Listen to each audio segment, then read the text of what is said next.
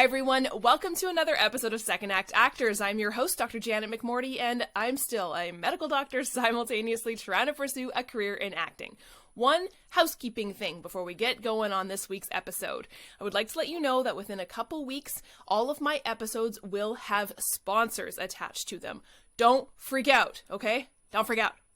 These people have reached out to me saying they would be interested in having me say a few words about themselves and or their business in exchange for sponsorship of my podcast. I'm very enthusiastic about these sponsors because every single one of them I have used personally myself, used their business, used their personal services, what have you, to further my acting career, further my life, get my headspace into better space. So they've been vetted.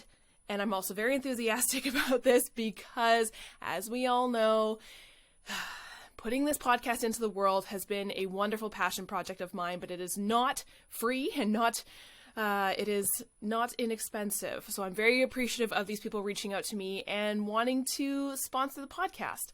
Also, big thing, again, like I said, I've vetted all these people, I've used all their services, and I want to share them with you all. They are all wonderful, incredible actor supporters, and I'm very excited about it. But again, don't freak out. I know it's a bit of a change, but again, these are all wonderful people and very, very, very much appreciate their support. If you're interested in being a sponsor, shoot me an email, secondactactors@gmail.com, and we will have a discussion to see if it is right for you. My guest this week is Kurt Evans.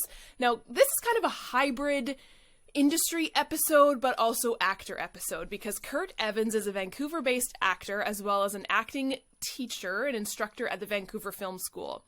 The reason why this is kind of an industry episode is because he is the founder of Artist to Artist Showcase. Now, in Canada, it's a bit different than the United States. We don't have many opportunities to interact, get feedback, and perform in front of casting directors.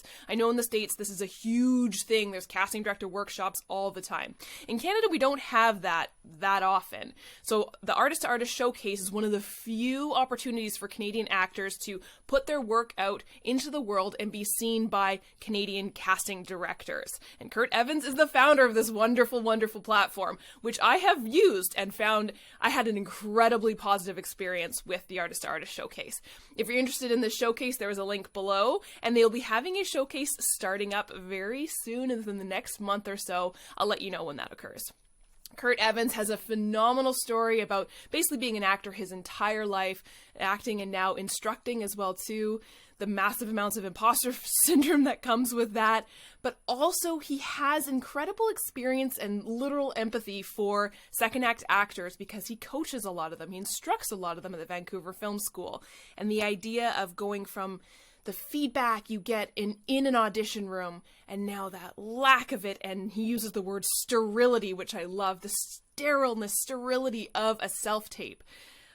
This is an incredible, incredible episode. Please enjoy Kurt Evans.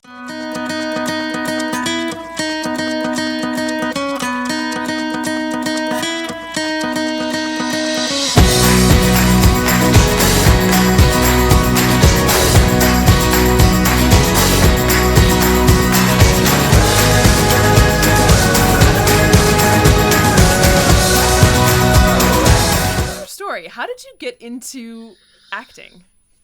All right. So I started acting when I was in high school, taking the standard acting classes that high schools offer, and had a really good drama teacher, and more importantly, actually, I had a really good English teacher that saw me. One of the class projects was, you had to read a poem in front of the class. So I was actually reading poetry at the time. I was just that kind of a teenage boy, I guess, and I loved Edgar Allan Poe, and I loved the poem "Dream Within a Dream." So I thought, okay, well, I'm going to read this, and I always liked, you know, performing. Kind of, it was always something I enjoyed. And when I stood in front of the class, I was crazy nervous.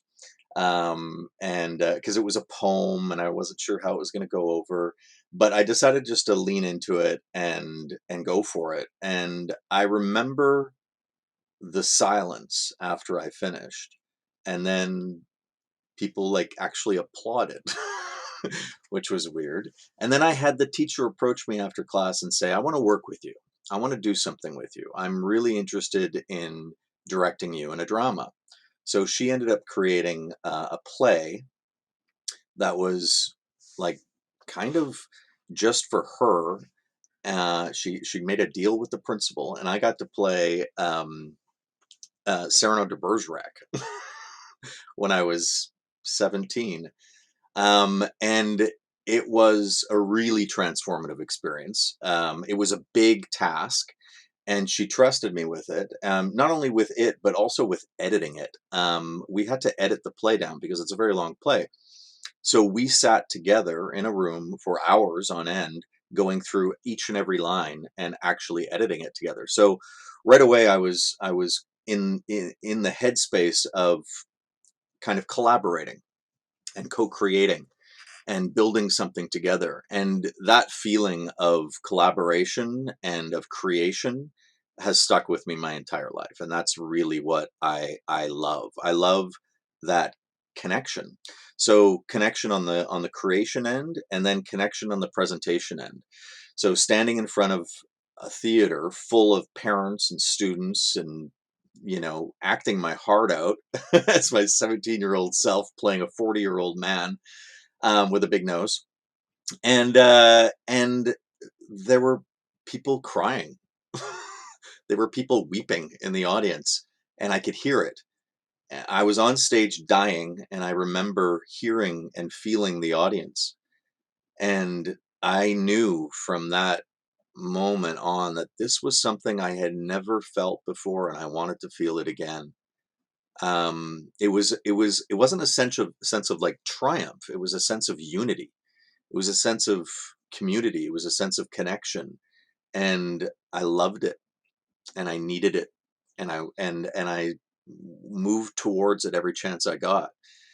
So high school, that was we did some other stuff, and I got to play in a Shakespeare play and all that, and it was great fun. And then my mom clipped out this little newspaper article saying looking for actors for a murder mystery, improvised murder mystery. And my mom, who's like the sweetest woman in the world, she clips it out of the newspaper. She's like, "Kurt, you really like that acting thing. Maybe you should phone." And I was like, "Oh, I don't know." Anyway, I phoned the number. That phone number eventually became my phone number because I ended up marrying the woman who was directing that show. So it was quite a journey from that stage to, our marriage, of course. But I can't remember how many shows we did. I think we probably did 40 shows together in that time span.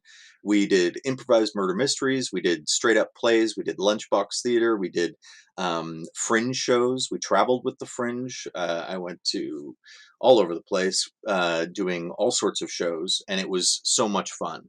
And I met amazing people who were so much better than I was that I got to learn just a ton from being on stage with them, and learning what it was all about to be an actor and make no money. Because really that's the reality of a stage actor, especially an independent stage actor. You're not in it for the money. You're in it for the experience and for the joy of it and for that connection. So that's how I got started, and that was actually all in Winnipeg, Manitoba, where I'm from. And so I knew that I probably couldn't make a living as an actor in Winnipeg unless I got extremely lucky and was well liked by all the artistic directors because it was going to be theater mostly. And I kind of wanted to figure out if I could do acting for television. And there was a one TV show being shot in Winnipeg. I had no experience on camera, zero. I went to the audition, completely terrified, knowing not what to expect at this, except I had two scenes that I had to do. And it said you should bring in a song that you can whistle, and it has to be copyright free. So I was like, okay. Well, luckily, I can do a pretty good Disney whistle. So I decided to do that, and I walk in the room, didn't know what I was doing. The casting director, I can't even remember who actually was casting director. It was for a show called The Adventures of Shirley Holmes, who is the great great great great granddaughter of Sherlock Holmes, and she finds the little investigation kit in the attic, and she decides to start investigating things around her small town, which was Winnipeg. I think it lasted a couple seasons, but anyway, this was a guest star role. I booked it, my first audition, and like just a crazy amazing experience. I remember talking to the producer at one point, saying, like, really excited, 18-year-old me, this is my first job on set, and she says, "Oh yeah, well, maybe it won't be your last." Like, I don't know if that's encouragement or if that's like, I don't know what that is. I don't know how to take that. But it was a great experience. It was super fun, and it got me hooked on TV. So I looked west, and obviously Vancouver was kind of a hotbed for stuff at the time. X Files was being shot out here, and I really liked X Files, and I thought, hey, maybe I can get on that show if I get out there quick. So I finished my university degree, which was in education, 4-year degree right after high school, and all throughout that I was performing on stage in Winnipeg, um, pretty much unrelated to university, and then moved out here and got an agent and started the process. It's been an interesting road since then, but yeah, for the last 25 years I've been here. Wow. So you did you have any formal theater training? Formal theater training outside of the university education department that I was part of. Mhm. Yeah, that would probably be it. It was Yeah. I double majored in English and drama, so I was taking all of the classes that a formal theater student would be taking, except for the production classes. So Mm. I wasn't in those production classes, but we did mime, we did improv, we did voice, we did movement, we did all sorts of stuff, and of course scene study. And all of the production stuff, it was really not that big of a deal for me not to be a part of, because I was already doing so much. I was in countless plays throughout the year, so it didn't feel like a big loss for me. And plus, then at the end of it, I was going to have a Bachelor of Education degree that my mom thought was a good idea to have just to fall back on. So, moms, right? And that's kind of how it all began. Yeah, And so you get to Vancouver and begin to build. yeah. What has that been like over the last couple decades? Has it been kind of a steady climb for you, or what has the career been like and the life been like? Yeah, so uh, it's always been up and down. Mm. Acting is a roller coaster. You have peaks, you have valleys. If you get lucky, you can get into a groove, which can lead you to another gig and another gig and another gig. And those have happened for me, and those have been fantastic. And then there have been droughts. There have been months that I haven't booked anything, haven't worked at all. And so I realized pretty quickly that I had to have something going on besides just acting, and I did a number of different jobs when I first started out. I mean, I did the classic, waiting tables. I also started to look into doing some subbing for teaching, because I had my Bachelor of Education degree. But and subbing is on call, so you can say no if you have to, and da da da da da. I didn't actually end up doing that, because on set I ended up meeting with a guy who was running a theater school in Vancouver, Bill Marchant, who was the head of department for Vancouver Film School acting department back in, when would this have been? Probably no 2005, somewhere around there. I think I met Bill earlier than that, though. I think I met Bill in 1999, and he said, "Hey, why don't you come and sub some classes and stuff?" So I started doing that, and I found that to be fantastic for a number of reasons. Um, Not the least of which is that it fed me as an actor. Hmm. It really did feed me. I got to be a better actor because I was a teacher, and that was such an unexpected gift. So I still do that. I still teach on the side. Um, I teach probably about 4 or 5 classes per week at Vancouver Film School right Wow. now. I teach audition technique. I teach acting for the camera. And I teach a class called performance studies where we watch movies and talk about performances that we see. Hmm. So I've been doing that for the last 17 years, the exact age of my daughter. Because it's nice to be able to pay rent and feed your child I've heard, yeah. on a consistent basis, Yeah. in a guaranteed kind of way. It also really takes the pressure off of booking the job when you go in the Yes. room, or when we used to go in the room, because Hmm. that doesn't happen anymore. So look, there have been a lot of changes over the years, but to answer your specific question, it's a roller coaster. It's up and down. You need to have something on the side, and so yeah, I've built those different things for myself to be able to Hmm. sustain the life that I love, and that feeling that I talked about at the very beginning about connecting and that communion of this art. I think it's really special and unique, and it's something that not everyone gets to experience, but everyone has experienced it at least as an audience member, Mm. and it feels just as great as a performer, if not better. So I think that's a big reason why there are so many of, as I've now dubbed, second act actors, right? Like people who have had a career in whatever way, shape, or form, or life in whatever way, shape, or form, and are now changing into a more creative, performative career because, like you were saying, it's always been there. And if you've kind of experienced a little bit of that at some point in your life and liked it, it's it's addicting, but it's oh also yeah. a lovely community that I know is missing. And I know for a fact it's missing from the vast majority of like corporate jobs and stuff like that out there. And that's why I think there's such a hole that people have if they don't have something like that. I end up teaching a lot of these people as they come through Vancouver Film School. Mm. There's quite a few people who come through the program who want to try it out. And so they decide to take a year off of their career and commit to a film school. And, we put them through the paces. And by the end of it, they have a really clear idea whether or not this is something that they want to pursue. Typically, they Mm. do in some way, and hopefully we give them the tools to be able to help pursue it. But and the thing that I hear from them is that exactly that story, them looking down the barrel of another 20 years of this, Mm-hmm. right? Or Yeah. whatever it might be, and Mm-hmm. wondering, what am I missing? What do I need? What do I want? what Yeah. what what really feeds me besides having a good paycheck and security, family, and all that stuff? What else do I need here in this world, in this life? Mm-hmm. And they a lot of times we've got some experience as an actor, whether it's in high school, or I think it actually all goes all the way back to play when we were kids.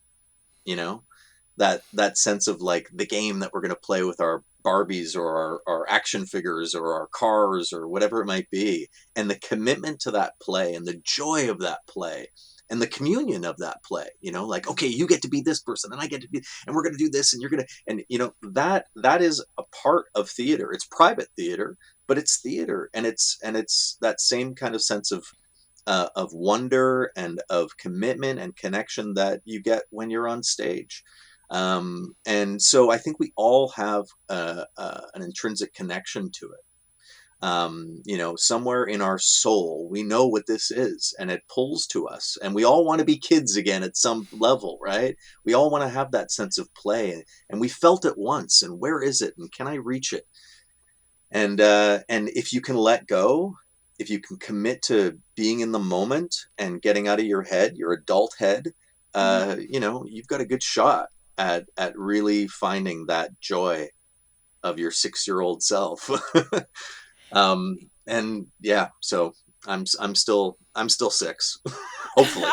Hopefully, right? Yeah, And so, I think you have such a unique perspective coming at this from not just an actor, but as a teacher, but also a teacher of actors, yeah. right? Like it's such a great blend of being able to not just observe other actors around you and teach them, but also like as an actor yourself being able to like literally empathize with your students and the community. It's pretty, I think, a pretty special thing to be doing. Yeah, it's a lot of fun. And like I said, I do get a lot out of it. Mm, Especially when I first started out. You know, immediately when you start teaching, I think when you start any career or any job that has authority, you have an imposter syndrome. yeah. So even though I had so much experience and so much education when I started teaching, you know, you feel this weight of responsibility of being the person who has the knowledge.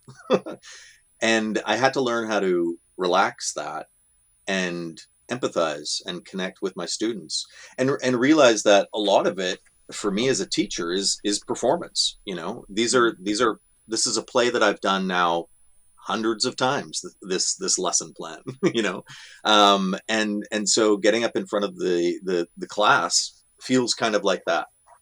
It feels a bit like, here we go. All right, you're my audience. Awesome. I'm here to not just entertain you though. I need to pull you along this journey, and I find that that's a really interesting experience as well. Like watching the journey of a student from day one, because I see them day one, and I work with them on day one of the program, and very close to their very last day is with me again. So I get to really see the arc of that journey and go on that journey with them every single time. So it's always fascinating. And mm. each student has a different perspective and a different kind of angle of approach and different strengths, different weaknesses, different loves, different joys, and it's a great journey to be part of. So I get to watch, you know, all of those stories unfold. Do you notice any differences? And I don't mean to say like one is good and one is bad, but just like, do you notice any just differences in the actors who are, say, fresh out of high school and now they're coming into theater school, or compared to people like, say, myself or other second act actors who are coming into this after a different career as a teacher, but also if you've ever had experience, say, in the theater or on set with someone who, you know, has never been to, say, a classical theater school? Yeah.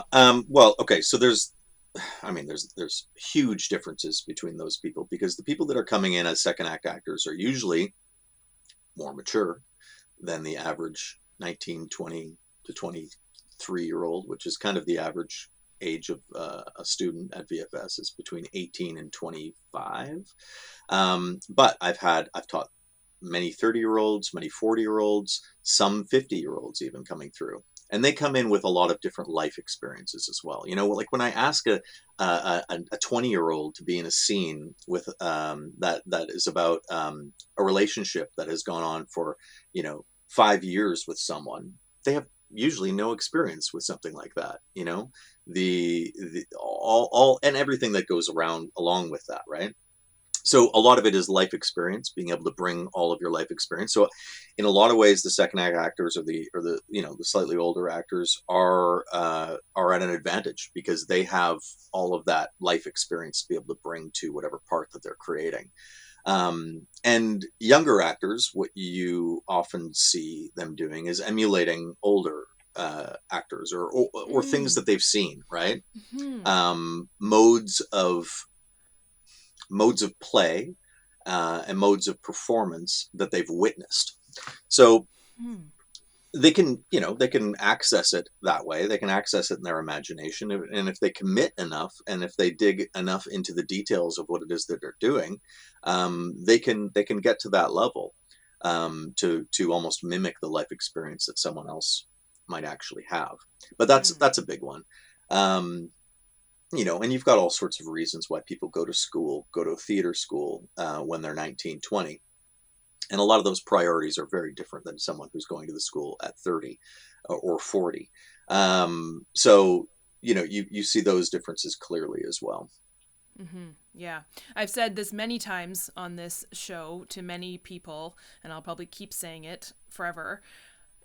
If I had gone into theater school at aged 18, 19, I don't think I'd still be acting now at almost 40. Just because I think because again, like you were saying, and everyone's unique, obviously, but my priorities at that time would not have aligned with now what I see need to be the priorities of somebody who's acting and enjoying and for the love of it. And also I was an idiot, like I didn't know anything about myself, as I think most people are. As you Yeah, should be. You're supposed to be. You're supposed to be an idiot, absolutely. right? Hey, your So, 20s yeah. are all about learning about yourself. Absolutely. And just making, bad decisions and then learning from it, whether or not you do. But yeah, I think it's interesting. I think there's I like the maturity piece, of course. The financial stability is a huge thing. I think nobody likes to talk about, but you mentioned at the very beginning, as soon as you have a bit of that, it takes the pressure off, and it doesn't put the pressure on your art to be the financial, right? You're not depending on it. It doesn't owe you money, kind of thing. Yeah. You don't Which is have to book this you gig. don't have to. The desperation isn't there. Yeah. But yeah, for sure. Do you have any advice for anyone who's thinking about maybe starting film school, taking a sabbatical to go to film school, or just craving a change? Well, take a chance, I mean, you don't have to go to film school. Mm-hmm. There are a lot of great classes out there that you could take. I would recommend taking some classes before you introduce yourself to the industry.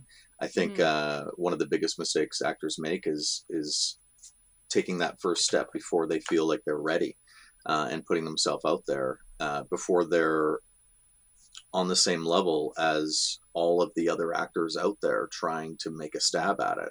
So, you know, prepare yourself properly. You want to, especially in this day and age, there's quite a lot of technical elements that you kind of got to get your handle on. Doing self tapes is critical. So you've got to get that. You've got to get that space. You've got to get that tripod. Get the, know how to work your phone to be your camera and where to put your reader and all the stuff that comes around. So there's a number of things like that. Um, but I think, you know, my biggest piece of advice is to not quit your day job. Not stop that other stream of income, whatever it might be. If you're gonna take time off, if you save money and you're gonna take time off to take classes in a dedicated way, awesome. Um, uh, you know, More power to you that you can actually afford to do that, because it's costly, especially as an adult, to be able to Yeah. take a year off and spend whatever it is to go to a theater school. So have all those kind of ducks in the row, and go in with a sense of play, a sense of fun, a sense of adventure, and reconnect always with that feeling that got you to that first step. Know what that is, write it down, explore it, and always try to be moving towards it. Uh, it's very, very easy to get discouraged. It's very easy to lose sight of the thing that got you to this place. So, and there's going to be disappointment. As soon as you graduate or as soon as you start actually submitting to casting directors, um, the ratio of auditions that you're doing compared to the number of jobs that you're actually going to book is even larger now than it used to be 2 years ago because of self tapes. I mean, there has been a massive shift in the last 2 years because of COVID. The industry was dabbling in self tapes prior to this. Now it is the standard, it is the norm, and it is not going away. So you need to first get good at self tapes, and you have to get comfortable with not performing live, not walking into a room and giving it. That's something I miss in the self tape world right now. That idea of standing outside a casting office. Kurt, you're on deck. Gotcha. I know what that process is for me. I've got 10 minutes to really get into that moment of just before I walk on stage. Casting door opens. Okay, Kurt, come on in. We're ready for you. I come in. I know exactly what this moment is. There's my audience. Greet the audience. I know all the rhythms of this thing, and I'm prepared to share my whatever I've created with the room. All of that is gone. So I've got the self tape that I have to somehow bring that spirit into that space, whatever space I create. And also remember that a perfect performance is never the performance that you want to submit. Hmm. The best performances are performances that have a little bit of things that you didn't plan, you know? Hmm. So I learned pretty early on as an actor that the ratio of the plan compared to the thing, nothing, stuff I've never actually experienced was about 80% to 20%. So 80% of this audition should be something that I've prepared, something that I've really mapped out and made specific choices on. But 20% of this has to be something new, has to be something that I've never actually felt before in this take. Every take has to have that 20%. So where am I going to find, how am I going to find that 20%? And a lot of actor training is about learning how to connect to that 20%.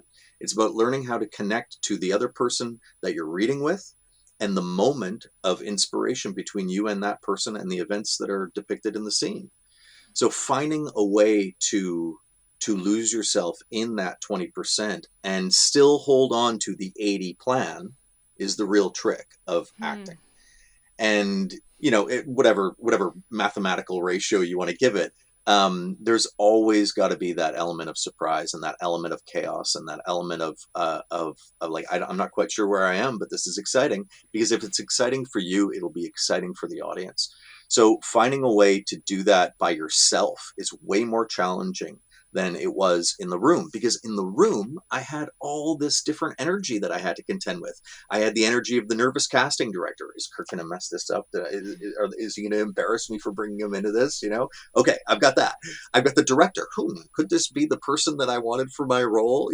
I've got the camera operator. Oh my God, when's lunch? I've got the reader who usually wants to be an actor. So they're like, do you need anything? Are you ready? Can I get you? Are you okay? Okay, whenever you are. I'm gonna do. So you've got all these variables of audience members who are bombarding your presence with their energy, and that 20% was naturally inclined to lean into blending with all of those energies, right? With playing with that stuff. But in a self-tape session, it's sterilized, Hmm. right? It's well known. There are no surprises, right? It's a room that you've built with a camera. So I encourage people to find ways to build surprises for themselves. I encourage people to, when they do a self tape, to get it in one or two takes. Hmm. Do not give yourself the freedom to do infinite takes. While you record is not the moment that you want to be rehearsing and practicing this. So be disciplined before you start self-taping and get completely off book and ready to perform. And what that means for me is making sure that I've stood up with the material. I've actually embodied the thing. I know I've imagined where the camera will be. I have imagined where the reader will be as I'm rehearsing and as I'm plotting out all my eye lines and all the world that I'm going to build here. And I completely live in it 100%. I have to be in that place of absolute connection and freedom, looking for that 80/20, even by myself in rehearsal. And when I get to that place of being ready for that moment and being ready for to let in that some of that stuff that I haven't planned, then I know I'm ready to actually record the self tape.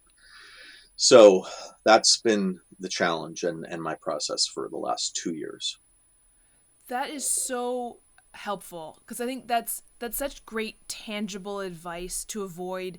I like the term that you what did you say, sterile or whatever. I love that because well my doctor self loves that word, but like it's curated, Yeah. right? Because you have the time to curate perfection, and I Yeah. think that's a really good thing to hear, even though we hear it all the time, but just to hear it again about how it's okay to be imperfect, because so much of, I know myself personally, wants to control as many variables as possible, because so much of the industry is out of our control. So what I can control is the perfect self-tape that I send over, which is, as I'm learning being in this for 2 years now, not what I should be doing, because that's this curated whatever successful Yeah. experiment. I don't know.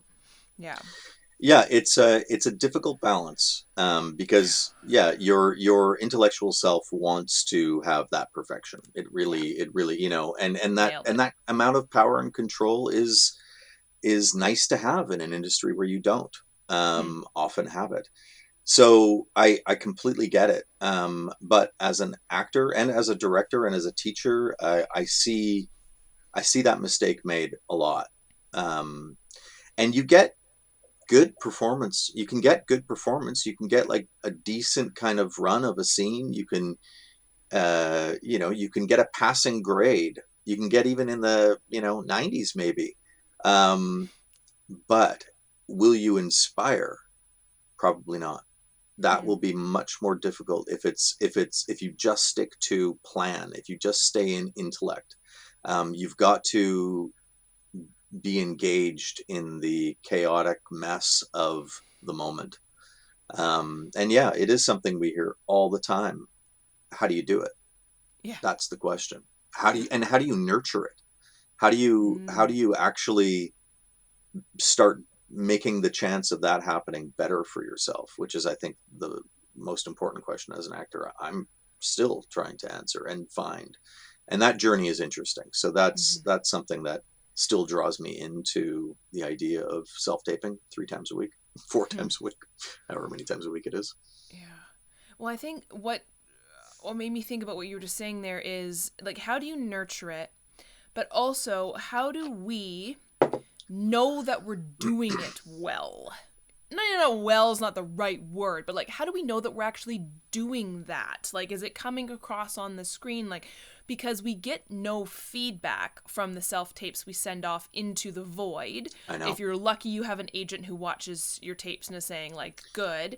But most of the time, I'm hearing from people, they're like, I'm gonna send it away, and who knows? It felt like it was good, and I didn't hear anything. Yeah. So this is the second biggest problem that's occurring right now. And the other thing that I really miss about auditions, is that even if the casting director said nothing to me, I would still get feedback. There was still Yeah. an energy exchange.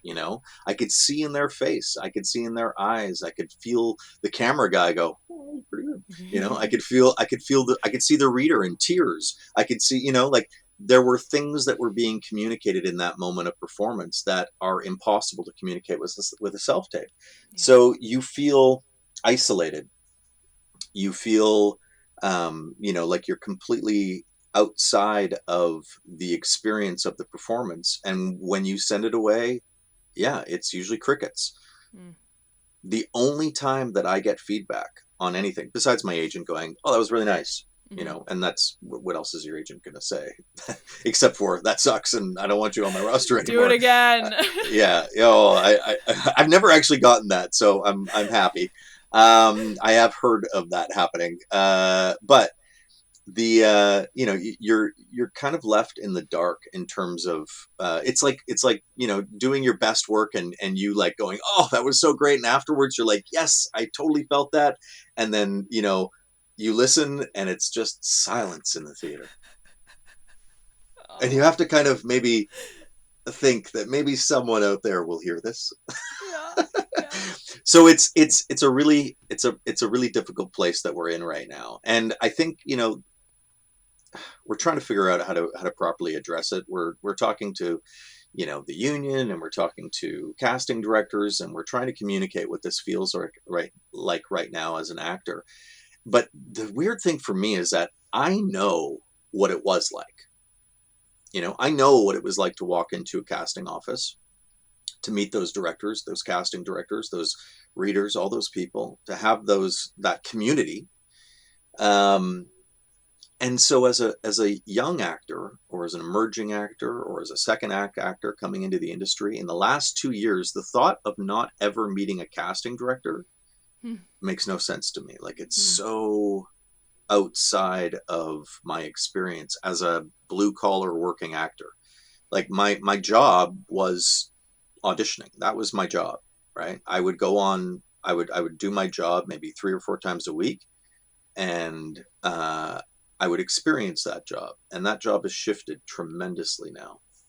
So I mean, I can't tell you the number of lessons that I learned from working with casting directors, good and bad. Um, but those experiences were invaluable to me, becoming the actor that I was when I was in my 20s. Without any kind of, oh man, direction, or any kind of feedback, or any kind of redirect, any kind of conversation, energy exchange, none of it. It's daunting. There's one casting directing office in Toronto, the Forest Sisters, that are still doing Zoom live auditions. Hmm. And some commercial casting directors, or most commercial casting directors, are doing still in-person live auditions, Right. which is great. And I would like to see more. I think the only time we're ever going to be live is probably going to be over Zoom, and it'll probably be a callback. And then if they do a chemistry read, they might bring you into a room together. Hmm. They might have some kind of system for that, but right now it's very isolating. So, which is a lot of reason why I chose to create artist to artist. Hmm. Yeah, that was my kind of hope for a segue there, being like, Yeah. how do we get feedback? My agent told me about this thing where you can get feedback. Did your Yes. agent tell you about it? Oh Oh, yeah, cool. she sends us anytime there's a showcase, she's like, guys, hey, hey, hey, hey, Hey, hey, hello. hey. Yeah. This is really, Yeah. really awesome. Well, I'm Yeah. I'm glad she is it a she? I don't know who Yeah. your agent is, but Yeah, okay. Ritter Talent Agency in Toronto. I'm Hmm. thankful that they send it off. I do Yeah. send off the information to all the agents, and I hope that it gets passed around, because, um, look, I created artist to artist because as a teacher, I would see just so many students go through the program, and me saying to them, I think you've got a place here. I think you can do this. And I don't necessarily say that to every single person that goes through the program, but it was so heartbreaking to see the ones that I had said it to, and the ones that I really believed in and who believed in themselves, be crushed by an industry that was so difficult to get into, because there are so many people wanting to get in. You've got you've got gatekeepers, right? You've got agents, you've got casting directors, you've got directors.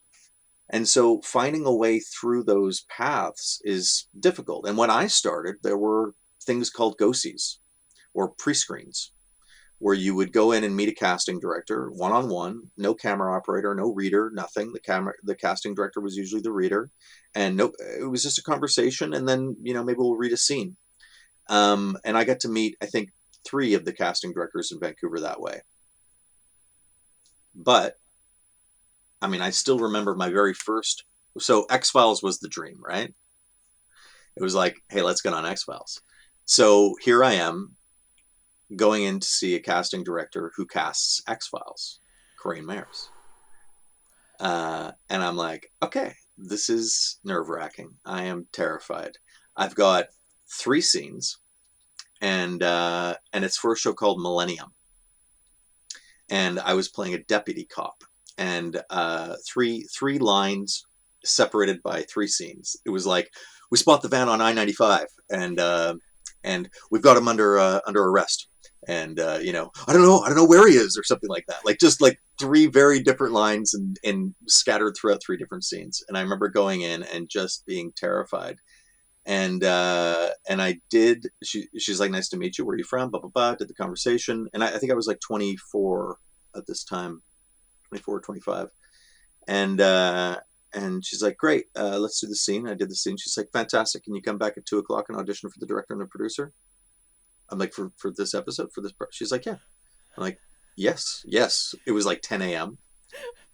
So I go off and I sit for 4 hours, getting bored after the first 30 minutes. I'm like, you know what? I'm going to work this.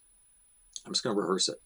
So I start rehearsing it, found a little corner in a garden nearby the studio, and I started running it over and over and over again. And in the middle of rehearsing, I'm like, I'm this is different. There's something else here, and let me play with that. And I tried playing with it, never. And I was like, oh, this is fun. I think I'm going to go in. I'm going to do this instead. So I go in the room, and there's the director and the producer, and this was a big lesson. There's a bunch of big lessons here, but one of the big lessons was I have to be excited about what I'm doing in the room. I have to be excited and interested about the creation that I'm about to share. If I'm not, it's dead. It's going to Mm. be dead. So I was doing that, although I didn't intellectually understand what I had done. So I wasn't nervous about meeting them because I had something to show them. And I actually had something to show the casting director as well. Oh, So cool. I did my audition, and I distinctly remember the look on Corinne's face, because it was like, she didn't say a word. She just looked at me. She went, "You not only did what you did this morning, but you did it better." And that bought me. I got that role, which was amazing. That was like my second audition in Vancouver, um, and and I had many opportunities with that casting office throughout the years. But so those meetings, those pre-screens, that little thing that I had with Corrine where she got to see what I could do and maybe bring me in for the session later that afternoon. What a great way to meet people, right? Spend the morning where you meet new people, and in the afternoon you run the audition for it. Well, that doesn't happen anymore at all. I mean, it's so very rare. So I was seeing all these people go through the program that I loved. I loved their work. I loved their spirit. I loved the contribution that they can make to the community as an actor. And I see them quitting after 2 years, after 3 years of not booking, not meeting even all the casting directors in the city. Maybe one or two knows who you are. That's not enough. This is a numbers game. You've got to have everybody. You've got to make sure that you're known by everyone. They got to understand a little bit of what you can give, because there are so few parts that you would be just perfect for, that they're going to miss you for if they don't have you Mm. on their radar. So how do you get on the radar? Well, you rely on your agent to push you in to those casting offices, right? Now, so that's pre-COVID, right? So that's 2019. I was like, this is not like the system that we have. Even when people went into the casting office, wasn't quite working for emerging actors. So how do I build something that is going to introduce emerging actors to casting directors the way that it used to work?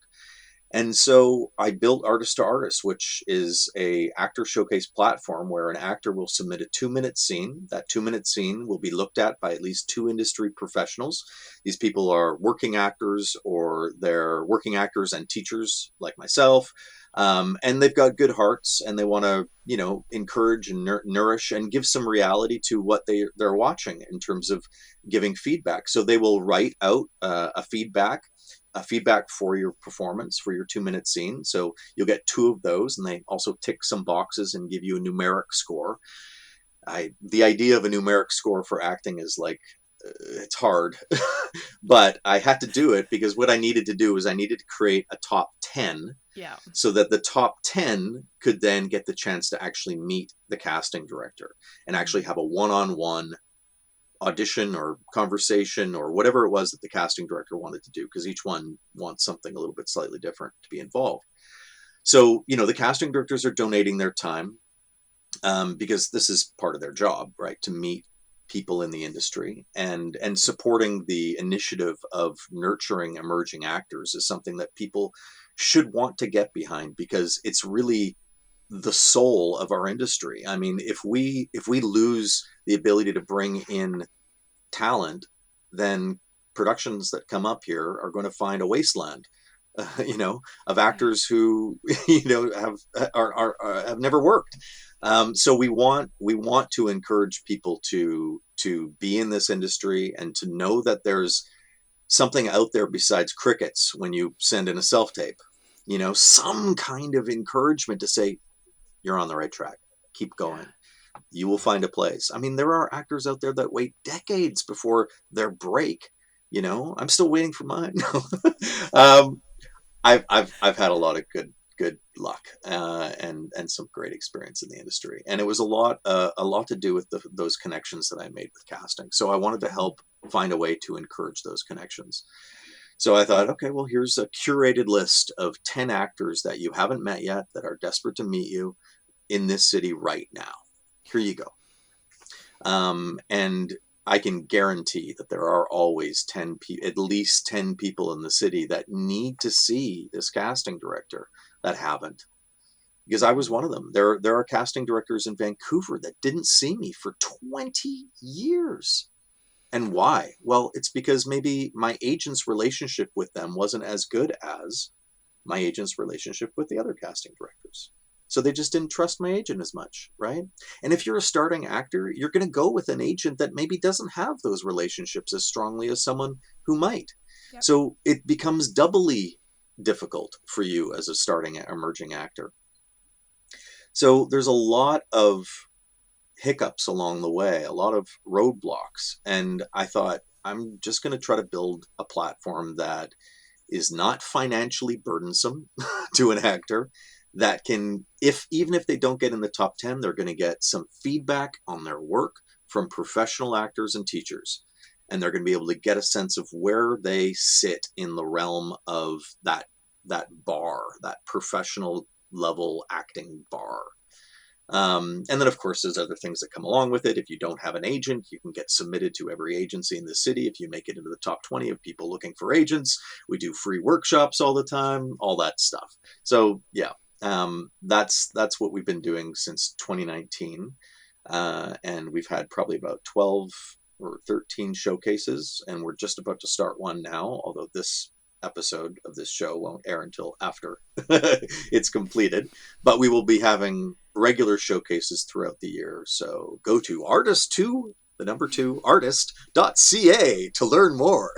I will link it in the show notes below. There you go. I'll send you a poster. I'll send you, we've got a little 1 minute video introduction on our YouTube channel. Oh, So perfect. check that out. There's all sorts of ways to kind of get informed, but the best way is to really head to the website and just take a look. There's, I think actually another a resource on that website that is often, I don't know if it's being used as much as it really should be, but there's a record of the top 10 from the last 10 showcases, I think.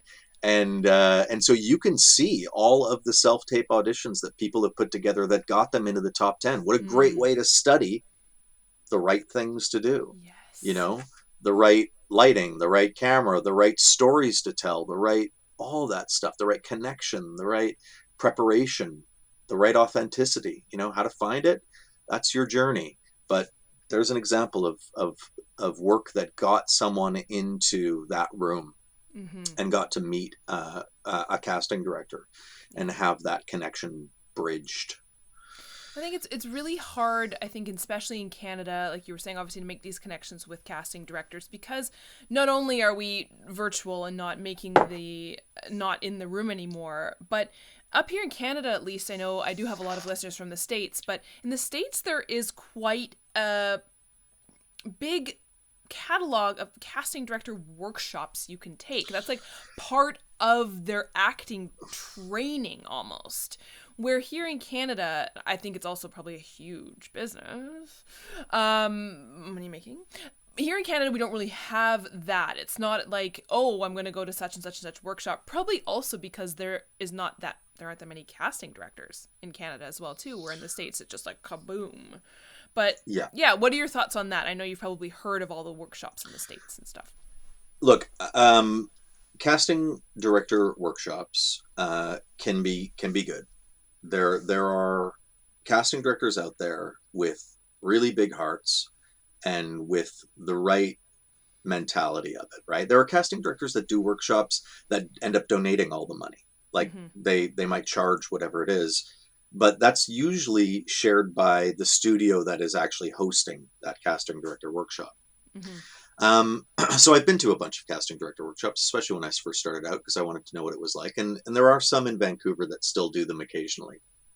I think Candice Alzinga actually does a few, and she, I know, donates, I think, all of the money that she gets from them. As we also donate a portion of our each submission to the Actor Fund of Canada. So, you know, we're not I'm not in it to make a million here. I'm really and most casting directors want to share that information that they have in some way without taking advantage of the dream, you know. Mm-hmm. There are some bad apples though, and Of I course. think back in 2015, maybe 2010, there were casting director workshops in the United States where if you didn't take the casting director workshop, you would not get an audition for the show that they were Ooh. casting for. So if you did not pay them Ooh. $500, $250, whatever it was for that workshop, then they would not see you for that show because they didn't know you. Huh. And so the Ooh. Casting Society of America really put a foot down on that and that said, Mm. absolutely, this is not something that we endorse. This is not something that is going to be allowed.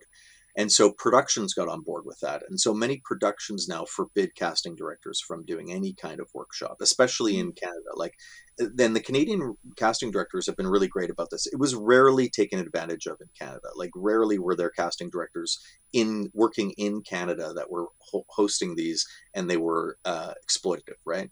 You had some casting directors coming up from the States that I found kind of odd. Like, why do I really want to meet this casting director from the United States when they will never cast me? They can't cast me. Like, Yeah.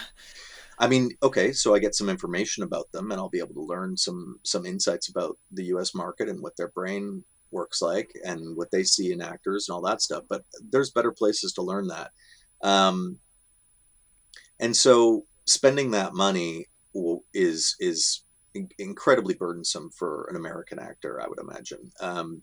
I to think that you've got to spend $500 to meet a casting director or just to get on their radar is abhorrent. Yeah. It really shouldn't be the way that things are run. And if I had my way, artist to artist would be free, Mm-hmm. and I wouldn't have to charge anything. As it is, I charge as little or as little as I possibly can. Um, it's basically like the amount of a coaching session for an hour, Mm-hmm. right? So between $55 and $65 for to submit a scene for the showcase, and hopefully you get enough stuff with that to equate that to being valuable. And yeah, so it's really hard for a starting actor to kind of navigate that minefield of Yeah. workshops. I ended up getting taken advantage of when I started out. I came out here. I had one contact in a agency that wasn't really an agency, and I was told that I would be perfect for a weekend workshop with an actor coming up from LA. And usually the actors had to audition to get into this workshop, but they weren't going to make me audition because, family friend and all. And it was only $500. And I had come to Vancouver. I think I had $4,000 on my account when I came. I was like, I built up a little nest egg to have. And, it's like, ooh, $500. Okay. Well, this sounds like a good opportunity. And she's telling me, and, maybe I should do it. I'll do it. So I did the workshop. I got a scene to prepare, came to the first day of the workshop, and I realized that the actor teaching the workshop was a background actor from LA. He had never worked even a Oh. principal role or an actor role God. on film and TV. How do people sleep at night? How? Right? I know. Oh my god. I was so pissed off. Hmm. I Yeah, I completely severed ties with, and that this is what you Yeah. need to do. You need to make a judgment call and understand that it's up to you to navigate the minefield. Mm. And there are going to be people who will try to take advantage of you. There are going to be, classes that are going to lose their benefit for you after a while. Mm. Study with a wide variety of teachers. Go if someone offers to an auditing session in a class, take it because it's free or it's at a greatly reduced rate where you're Mm. just watching what's happening in the class. You will learn a lot just from watching. There are ways to to do this, and there's information out there about suggestions on how to navigate it and stuff like that, and I suggest you go out and you do some research and you find out who are the great teachers in this city, where is that information that I need to find in my city to be able to navigate this.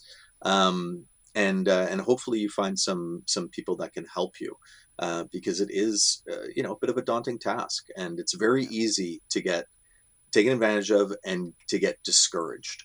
And I think that's the worst thing to happen. To have your heart hurt by this is awful.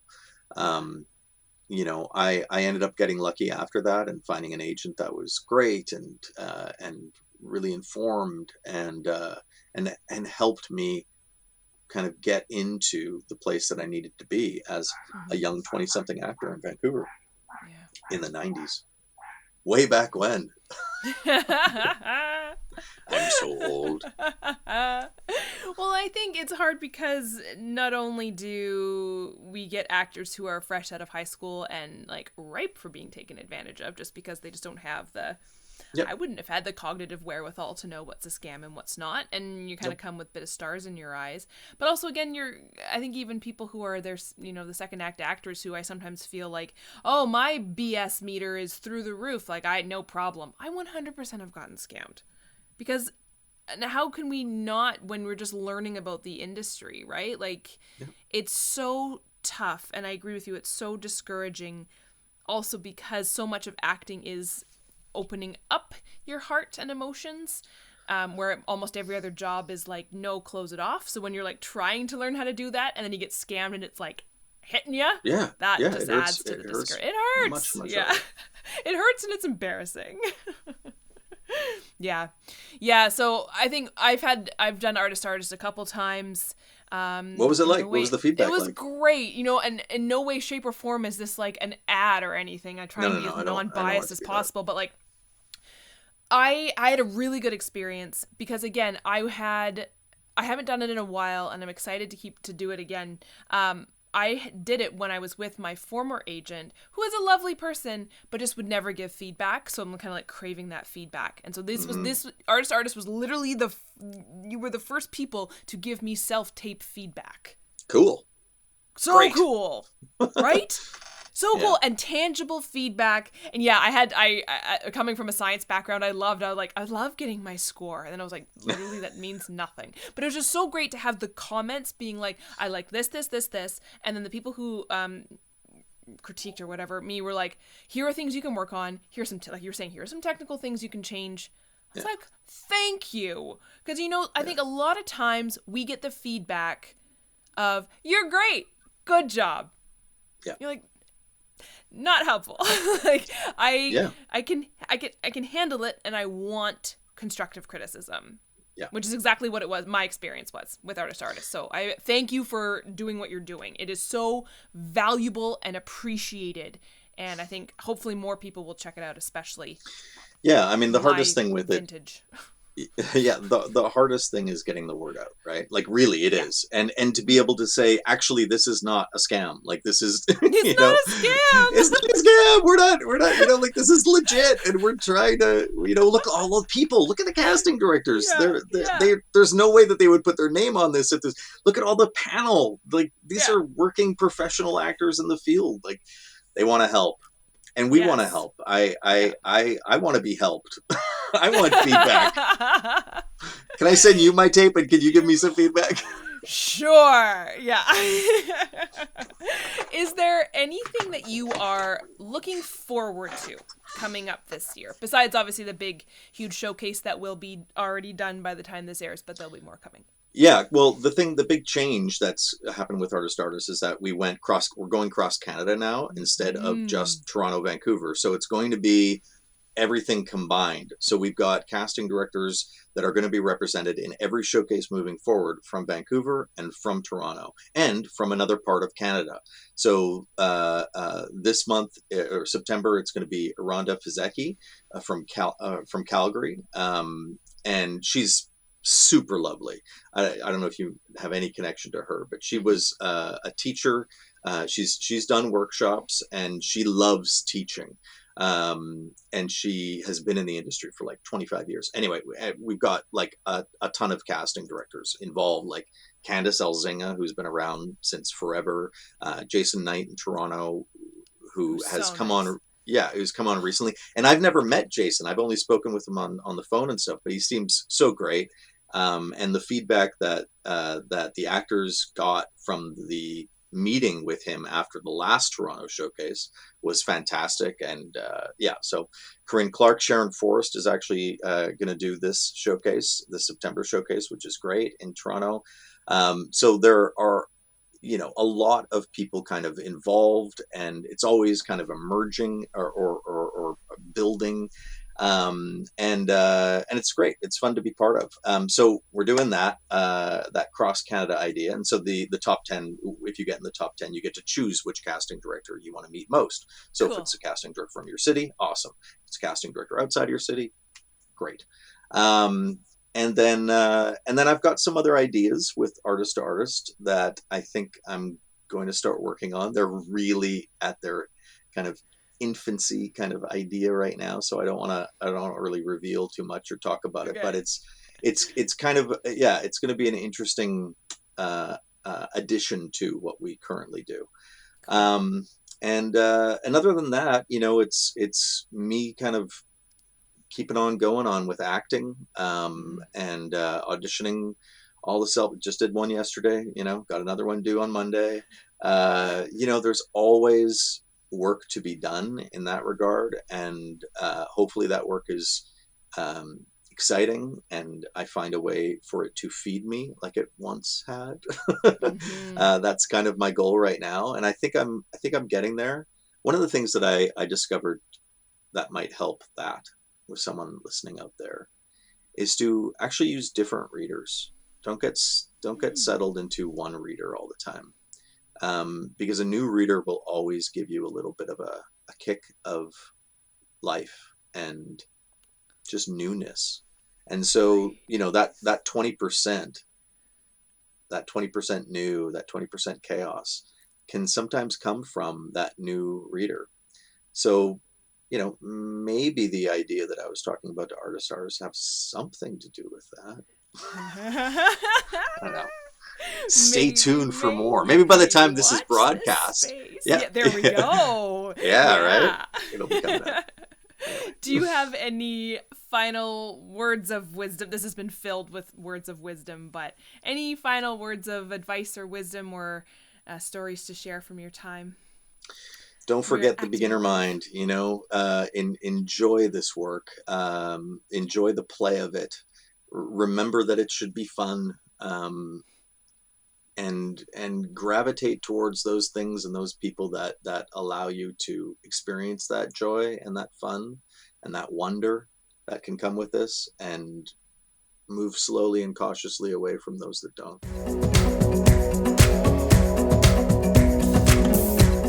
Thank you, everyone, for tuning in, and thank you, Kurt, for being my guest this week. Thank you so much for taking it upon yourself to recognize the lack of interaction we Canadian actors have with casting directors and building a platform for us to be able to do that. Thank you for that. If any of you are interested in taking part in the Artist to Artist Showcase, again, this is not an ad. This is just an incredible platform for people to use that I have used myself and had a great experience with it. The website is below, and they will be having a showcase coming up, I'm told, within the next month or so. I'll make sure to let you know when that opens up. But again, it's the Artist to Artist Showcase, and thank you again, Kurt, for developing this incredible platform and sharing your story with me and with us. I hope you'll all tune in next week for another episode of Second Act Actors. Bye!